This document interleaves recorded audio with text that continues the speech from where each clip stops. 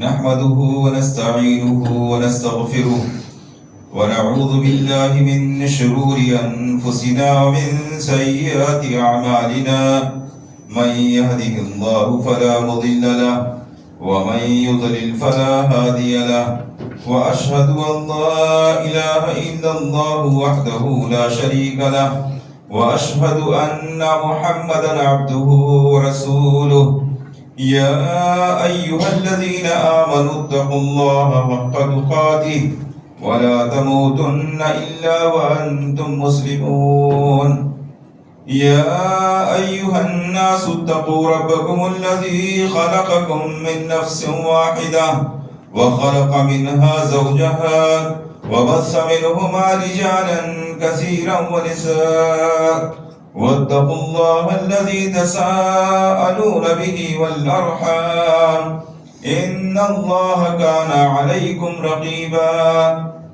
يا أيها الذين آمنوا اتقوا الله وقولوا قولا سديدا يصلح لكم أعمالكم ويغفر لكم ذنوبكم ومن يطع الله ورسوله فقد فاز فوزا عظيما أما بعد فإن خير الحديث كتاب الله وخير الهدى هدى محمد صلى الله عليه وسلم وشر الأمور محدثاتها وكل محدثة بدعة وكل بدعة ضلالة وكل ضلالة في النار. أعوذ بالله السميع العليم من الشيطان الرجيم. بسم الله الرحمن الرحيم. قاف والقرآن المجيد بل عجبوا أن جاءهم منذر منهم فقال الكافرون هذا شيء عجيب أئذا متنا وكنا ترابا ذلك رجع بعيد قد علمنا ما تنقص الأرض منهم وعندنا كتاب حفيظ بل كذبوا بالحق لما جاءهم فهم في أمر مريج أفلم ينظروا إلى السماء فوقهم كيف بنيناها وزيناها وما لها من فروج والأرض مددناها وألقينا فيها رواسي وأنبتنا فيها من كل زوج بهيج. وقال تعالى في موضع آخر أعوذ بالله من الشيطان الرجيم بسم الله الرحمن الرحيم قل هل ننبئكم بالأخسرين أعمالا الذين ضل سعيهم في الحياة الدنيا وهم يحسبون أنهم يحسنون صنعا رب اشرح لي صدري ويسر لي أمري واحلل عقدة من لساني يفقهوا قولي.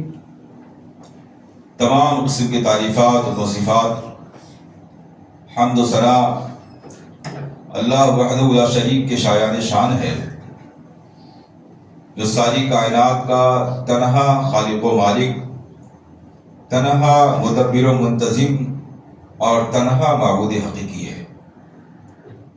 اللہ رب العالمین کی حمد و ثنا کے بعد اس کے بھیجے ہوئے تمام انبیاء اور رسول پر بے شمار رحمتیں، برکتیں، نوازشیں اور درود و سلام نازل ہوں، خاص طور سے اس کے آخری نبی رسول جناب محمد رسول اللہ صلی اللہ علیہ وسلم پر، آپ کے آل و اصحاب، آپ کے ازواج مطہرات اور قیامت تک صحیح معنوں میں آپ کی اتباع کرنے والے لوگوں پر، آمین. محترم سامعین اور معزز خواتین، خطبہ جمعہ شروع کرنے سے پہلے خطبہ جمعہ کے آداب میں سے ایک اہم بات میں ذکر کر دوں کہ خطبہ جمعہ عام وعظ و تقریر سے مختلف ہے، اس لیے اس میں بغیر کسی عذر کے ٹیک لگانا قطعاً جائز نہیں ہے. جو حضرات بغیر کسی عذر کے ٹیک لگائے ہوئے ہیں ان سے گزارش کروں گا اور ٹیک چھوڑ دیں. دوسری بات، جس طرح سے نمازوں میں صف درست کرتے بیٹھتے ہیں ہم آگے آ کر کے قریب ہو کے بیٹھیں تاکہ بعد میں آنے والوں کو کوئی پریشانی نہ ہو. معزز سامعین، آج کے خطبہ جمعہ کا عنوان ہے نیک اعمال کو برباد کر دینے والی چیزیں. رمضان المبارک کا مہینہ آتے ہی نیکیوں کی طرف توجہ بڑھ جاتی ہے اور بڑھ جانی بھی چاہیے، لیکن اس طرف ہماری توجہ بہت کم جاتی ہے کہ ہمارے اعمال اللہ رب العالمین کے یہاں قبول ہو رہے ہیں یا نہیں ہو رہے ہیں۔ حالانکہ حقیقت یہ ہے کہ اعمال کو انجام دینے سے زیادہ اس کی قبولیت کی فکر ہونی چاہیے۔ اسی لیے صحابہ کرام کے سلسلے میں ہم دیکھتے ہیں کہ وہ اعمال تو خوب انجام دیتے تھے، لیکن اس سے بھی بہت زیادہ انہیں اس بات کی فکر ہوا کرتی تھی کہ ہمارے اعمال قبول ہو رہے ہیں یا نہیں ہو رہے ہیں۔ چنانچہ جامع ترمذی کی روایت ہے، حضرت عائشہ رضی اللہ تعالیٰ عنہ کہتی ہیں، سألت رسول اللہ صلی اللہ علیہ وسلم عن هذه الآیہ، میں نے رسول اکرم صلی اللہ علیہ وسلم سے اس آیت کریمہ کی تفسیر معلوم کی۔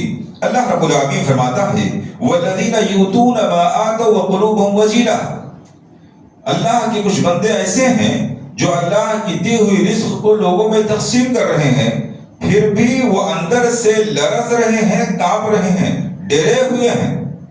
حضرت عائشہ رضی اللہ تعالیٰ پوچھتی ہیں، اللہ کے رسول صلی اللہ علیہ وسلم، کیا اس آیت کریمہ میں ان لوگوں کا ذکر کیا جا رہا ہے جو شراب نوشی کرتے ہیں، جو چوری کرتے ہیں، جو زناکاری کر رہے ہیں، ان کے بارے میں ایسا بتایا جا رہا ہے؟ اللہ کے رسول صلی اللہ علیہ وسلم ارشاد فرماتے ہیں، لا یا بتصدیق، نہیں اے صدیق کی بیٹی، اس آیت کریمہ میں ان لوگوں کا بیان نہیں ہے، وَلَكِنَّهُمُ الَّذِينَ يَصُومُونَ وَيُصَلُّونَ وَيَتَصَدَّقُونَ، بلکہ اس آیت میں ان مومنین کا بیان ہے جو روزہ بھی رکھتے ہیں، نمازیں بھی پڑھتے ہیں، صدقات بھی دیتے ہیں، وَهُمْ يَخَافُونَ أَلَّا يُقْبَلَ مِنْهُمْ، اور وہ ڈرتے رہتے ہیں کہ کہیں یہ ساری چیزیں رد نہ کر دی جائیں۔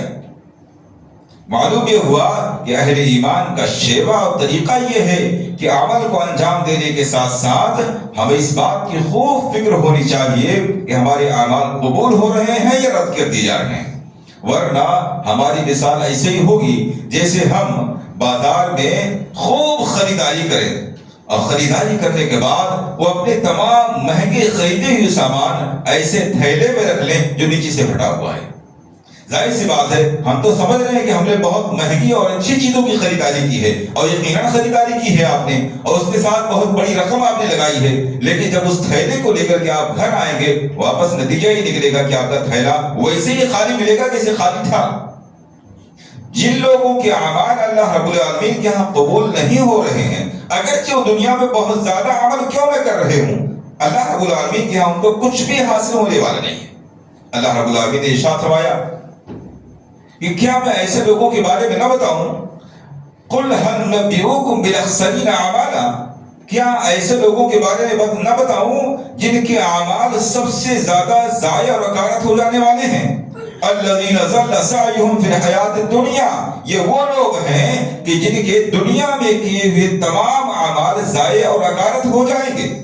وَهُمْ يَحْسَبُونَ أَنَّهُمْ يُحْسِنُونَ صُنْعًا، اور وہ یہ سمجھ رہے ہیں کہ وہ تو نیک اور اچھے اعمال کر رہے ہیں۔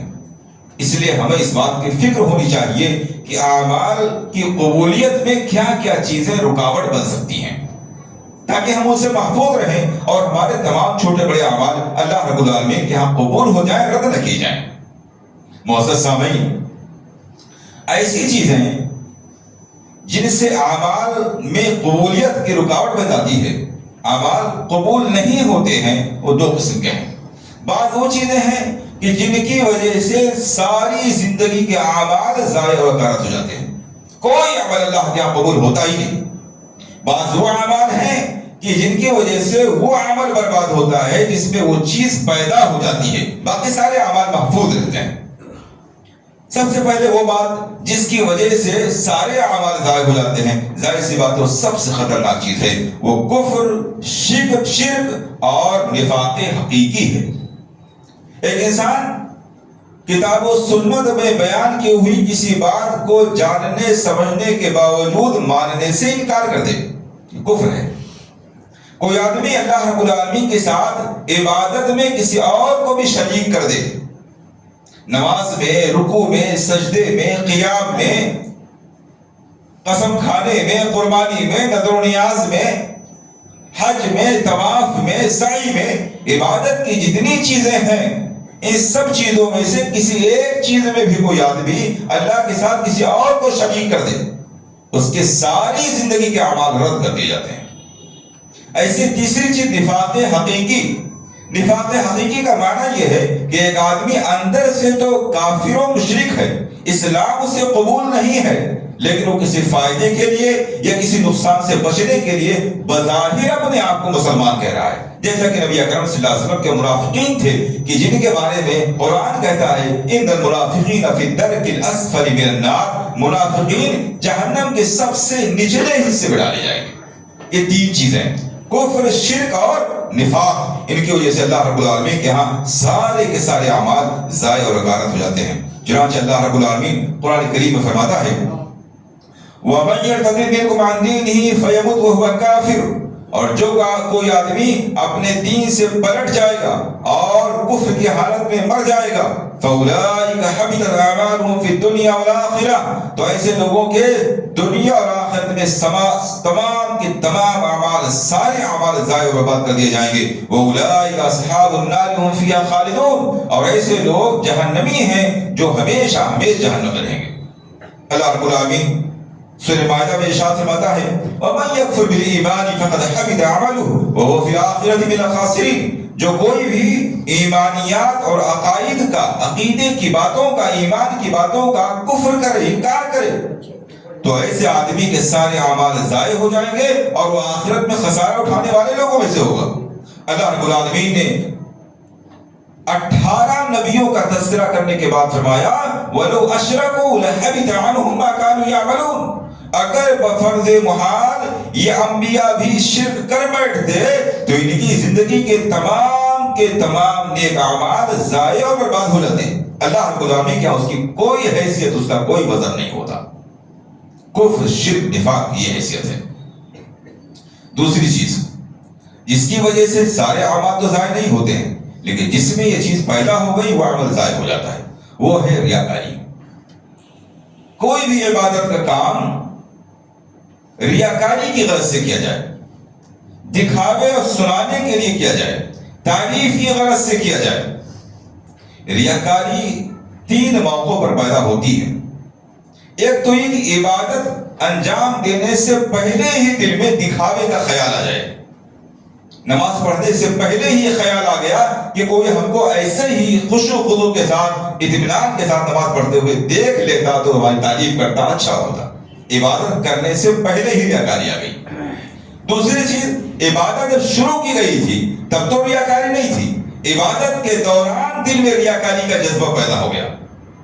تیسری چیز، نہ عبادت سے پہلے ریاکاری تھی نہ عبادت کے دوران ریاکاری تھی، عبادت تو اخلاص کے ساتھ کر لی گئی، عبادت کر لینے کے بعد اب دل میں یہ خیال آ رہا ہے، یہ جذبہ اٹھ رہا ہے کہ کاش لوگوں کو یہ معلوم ہو جاتا کہ میں اتنا نیک آدمی ہوں، میں ایسا عمل کر رہا تھا، میں رات کو اٹھ کے تہجد کی نماز بھی پڑھتا ہوں، میں لوگوں کو صدقہ خیرات بھی کر رہا ہوں۔ عبادت انجام دے لیا گیا، اب بعد میں یہ جذبہ امڑ رہا ہے اور آدمی اس کوشش میں لگا ہوا ہے کوئی موقع ہاتھ آتا تو میں اپنی بات لوگوں کے سامنے رکھ دیتا۔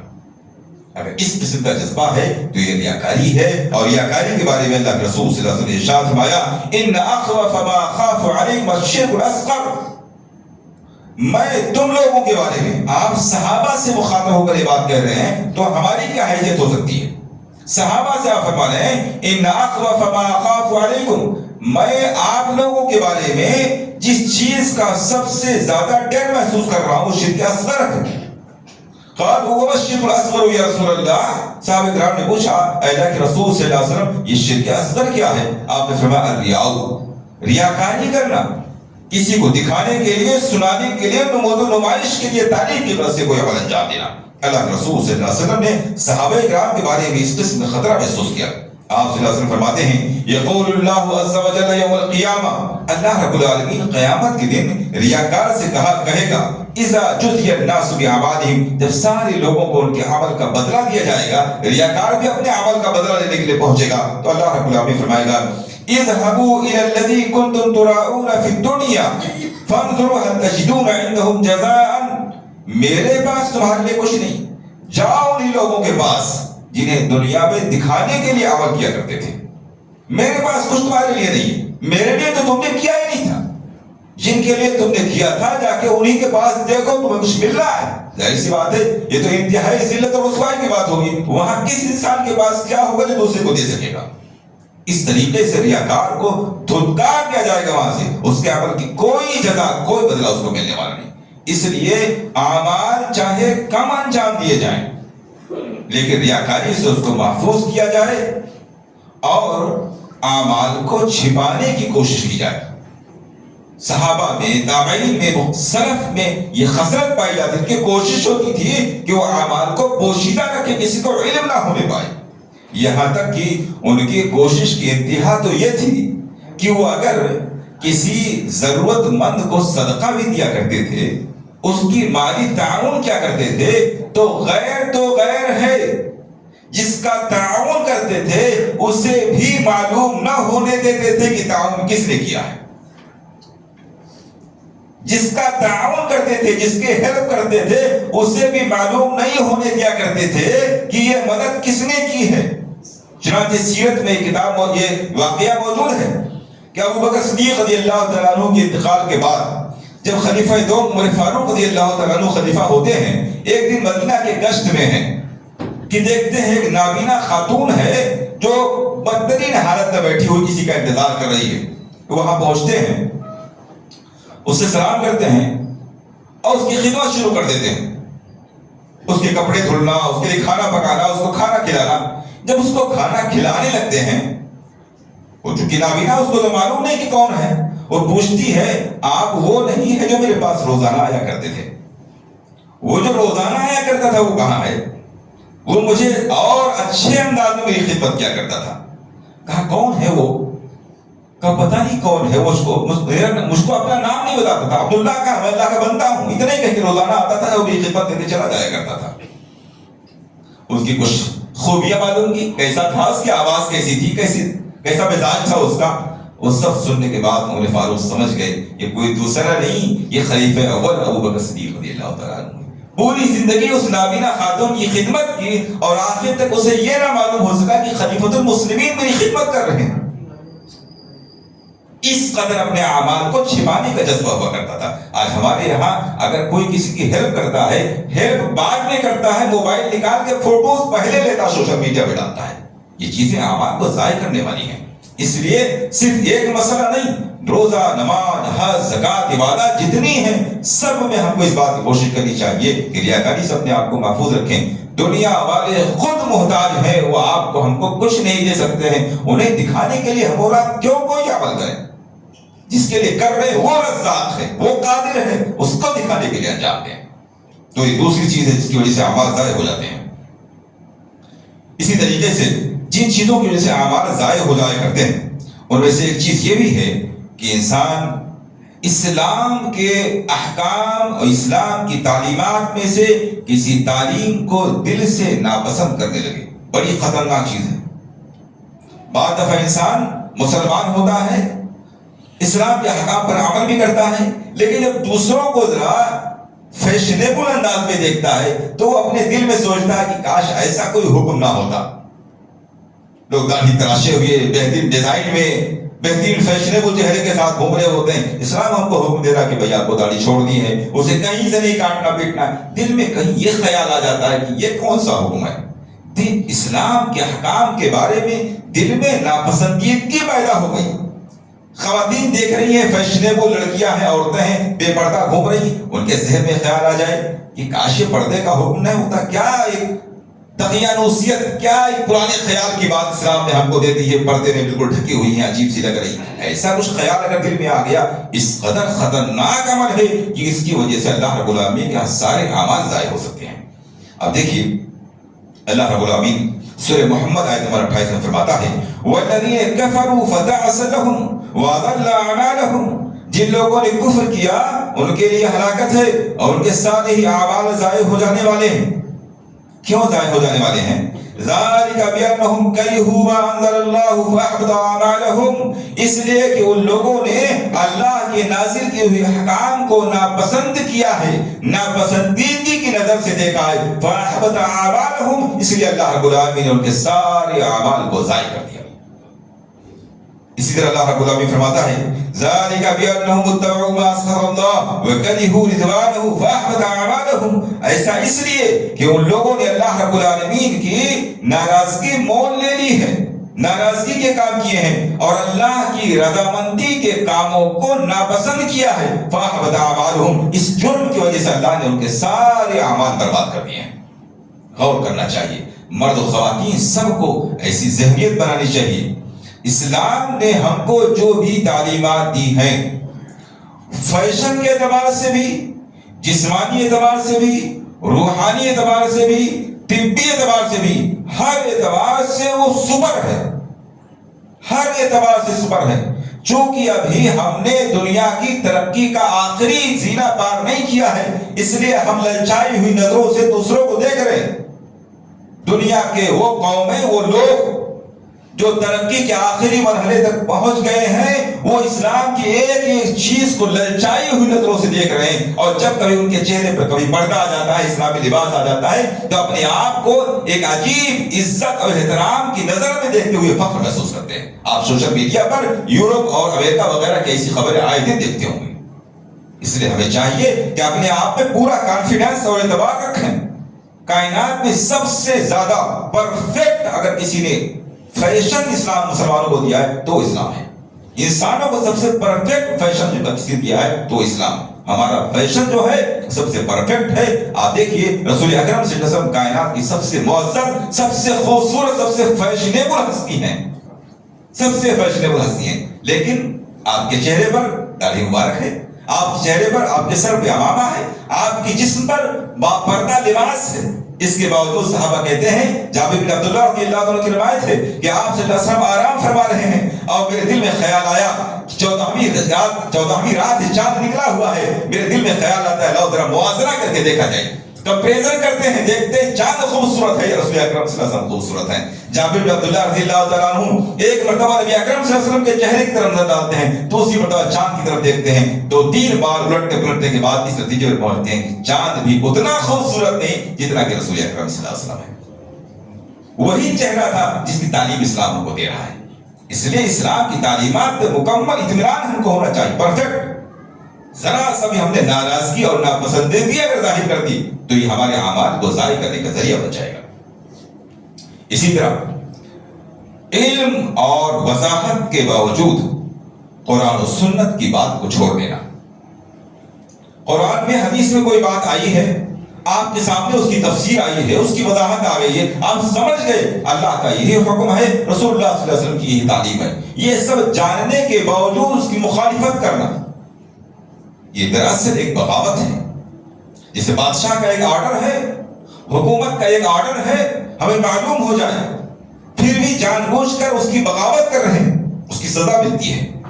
اللہ رب العالمین کے حکم کو جاننے اور سمجھنے کے باوجود جو لوگ اپنے اماموں کی پیروی کرتے ہیں، اپنے بزرگوں کی پیروی کرتے ہیں، اپنے عالموں کی پیروی کرتے ہیں، اللہ اس کے رسول کی تعلیمات سے منہ پھیر لیتے ہیں، ان کا یہ عمل اس قدر خطرناک ہے کہ اس کی وجہ سے ان کے سارے اعمال ضائع ہو جاتے ہیں، اور اگر توبہ نہ کیا، ذہنیت نہیں بدلی تو ہدایت کے راستے بند کر دیے جاتے ہیں۔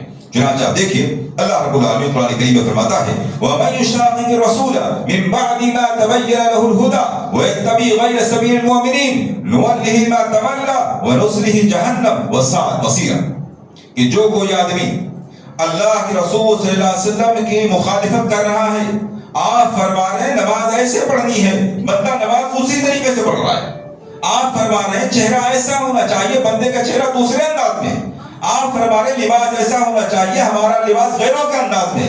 جو رسول اکرم صلی اللہ علیہ وسلم کی مخالفت کرتا ہے، من بعد ما تبین له الہدی، ہدایت کی بات واضح ہو جانے کے بعد، دروس میں، خطبات میں اور کہیں آپ نے سن لیا، جان لیا کہ اسلام کی تعلیمات ہے، معلوم ہو گیا، اس کے باوجود جو آدمی رسول اکرم صلی اللہ علیہ وسلم کی مخالفت کرتا ہے، وَيَتَّبِعْ غَيْرَ سَبِيلِ الْمُؤْمِنِينَ، اور مومنین کے علاوہ دوسروں کے راستے پر چلتا ہے، دوسروں کے فیشن، دوسروں کے راستے، دوسروں کی تعلیمات پر چل رہا ہے، دوسروں کی نقالی کرتا پھر رہا ہے، تو اللہ رب العالمین فرماتا ہے پہلی سزا اس کو کیا ملے گی؟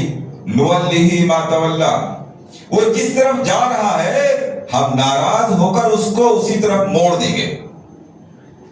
اللہ رب العالمین کی کوئی مثال نہیں دی جا سکتی، لیکن سمجھانے کے لیے کہا جا سکتا ہے جیسے بعض دفعہ ہمارا بیٹا، ہمارے گھر کا کوئی فرد سرکش ہو جائے، ہماری بات ماننے کو تیار نہ ہو جائے، تو بعض دفعہ گارجین غصے میں آ کے کہتا ہے جاؤ جدھر اس کو جانا ہے جاؤ، ہم سے کوئی غرض نہیں، جاؤ جہاں تم کو جانا ہے، اور پھر جانا ہوتا ہے جدھر جاتا ہے، نقصان اٹھاتا ہے وہ۔ یہ کیا ہوتی ہے؟ غصے کی انتہا ہوتی ہے۔ لیکن جب باپ اتنے غصے میں نہیں ہوتا ہے تو بیٹے کو غلط راستے میں نہیں جانے دیتا، چاہے تھپڑ مار کے واپس لانا پڑے لیکن لاتا ہے واپس۔ یہ اس کے ناراضگی کی انتہا ہوتی ہے کہ اس کو جانے دیتا ہے۔ یہ اللہ رب العالمین کی ناراضگی کی انتہا ہے کہ بندے کو معلوم بھی ہو گیا کہ اللہ اس کے رسول کی تعلیم یہ ہے، پھر بھی وہ دوسرے راستے پر چل رہا ہے۔ فرمایا نوَلِّهِ مَا تَوَلَّىٰ، جدھر جا رہا ہے اس کو ادھر ہی موڑ دیتے ہیں۔ وَنُصْلِهِ جَهَنَّمَ وَسَاءَتْ مَصِيرًا، دوسری سزا یہ ہے کہ اب اس کو ہم جہنم میں داخل کر دیتے ہیں، اور جہنم بہت بری جگہ ہے۔ اس لیے جب معلوم ہو جائے کتاب و سنت کی تعلیم ہے تو فوراً آمنا وصدقنا، فوراً اس پر عمل کا ایک جذبہ، ایک ذہنیت بنانی چاہیے۔ اللہ اس کے رسول کی تعلیم ہے، اس لیے ہماری زندگی میں اس کو آنا ہے، فالو کریں گے، یہ ارادہ، یہ عزم ہونا چاہیے۔ اسی طرح پانچویں بات، اللہ کے رسول صلی اللہ علیہ وسلم کی توحید کرنا۔ کسی انداز میں آپ کا ایسا کچھ نام دے لینا، آپ کی صفات کے بارے میں، آپ کے حلیے کے بارے میں، آپ کی تعلیمات کے بارے میں کوئی ایسی بات کہہ دینا جو آپ کی شان کے خلاف ہے، آپ کی شاعر شان جو بات نہیں ہے، جس کو توہین کہا جاتا ہے۔ اگر توہین نبی اکرم صلی اللہ علیہ وسلم کی پائی گئی، بات کے ذریعہ، عمل کے ذریعہ، اشارے کنایے کے ذریعہ کسی بھی انداز میں توہین پائی گئی نبی اکرم صلی اللہ علیہ وسلم کی، یہ سارے اعمال کو ضائع کر دینے والی چیز ہے۔ توہین بھی کتنی کم ہو، تھوڑی سی بھی اگر ہو تو اعمال ضائع ہو جائیں گے، کتنی کم۔ اب دیکھیے اللہ رب العالمین فرماتا ہے یا ایھا الذین آمنوا لا ترفعوا اصواتکم فوق صوت النبی، اے ایمان والو رسول اکرم صلی اللہ علیہ وسلم کی آواز پر اپنی آواز بلند نہ کرو، آپ کی آواز سے تیز نہ بولو۔ اس وقت آپ تو نہیں ہیں، آپ کا کلام موجود ہے، ہم وہ کلام سن کر کے اگر الجھ رہے ہیں، تیز بول رہے ہیں، مخالفت کر رہے ہیں، اس کی خلاف ورزی میں ہماری زبانیں تیز ہو رہی ہیں، تو یہ گویا آپ کی آواز پر اپنی آواز کو تیز کرنا ہے۔ فرمایا اے ایمان، نبی اکرم صلی اللہ علیہ وسلم کی آواز پر اپنی آواز کو بلند نہ کرو۔ وَلَا تَجْهَرُوا لَهُ بِالْقَوْلِ كَجَهْرِ بَعْضِكُمْ بَعْضًا، اور جیسے آپس میں ایک دوسرے کو پکارتے ہو نام لے کر کے، ایسے آپ کو مت پکارو۔ آپ کے تذکرے میں احترام ہونا چاہیے۔ آپ کا جب بھی نام، آپ کا ذکر مبارک آپ کی زبان پر آئے، فوراً صلی اللہ علیہ وسلم ہونا چاہیے ساتھ میں، احترام کے ساتھ رسول اکرم صلی اللہ علیہ وسلم، نبی محترم صلی اللہ علیہ وسلم، اس سے احترام کے الفاظ یاد ہونے چاہیے۔ اگر کسی نے ایسا نہیں کیا، چھوٹی سی بات، بظاہر دیکھنے میں چھوٹی سی بات معلوم ہو رہی، آپ کی آواز پر آواز کسی نے بلند کر دی، آپ کو عام آدمیوں کی طرح سے پکار رہا ہے، آپ کا نام لے رہا ہے، اس کو بھی بے حرمتی اور توہین سمجھا گیا ہے۔